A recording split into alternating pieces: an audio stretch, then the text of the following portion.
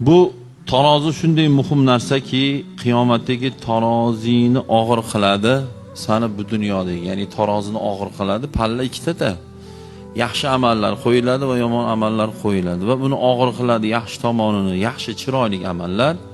Alloh Qur'onda yuhibbul muhsinin, men chiroyli amal qiluvchilarni yaxshi ko'raman dedi Xudo Qur'onda. Shu Xudo chiroyli sanagan amallar yaxshi amallar bo'ladi. Yaxshi amallarga albatta savob bor.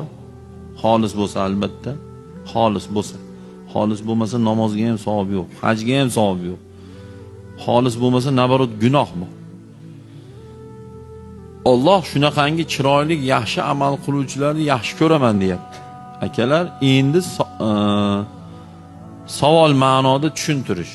Endi o'ylang, Alloh o'zi yaxshi ko'rgan bandasini do'zaxga tiqadimi? Tiqmaydi aka. Tiqmaydi.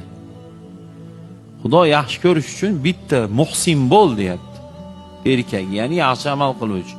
Muhsina degani yaxshi amal qiluvchi ayol degani. Muhsin bo'laylik, bo'ldi, tamom.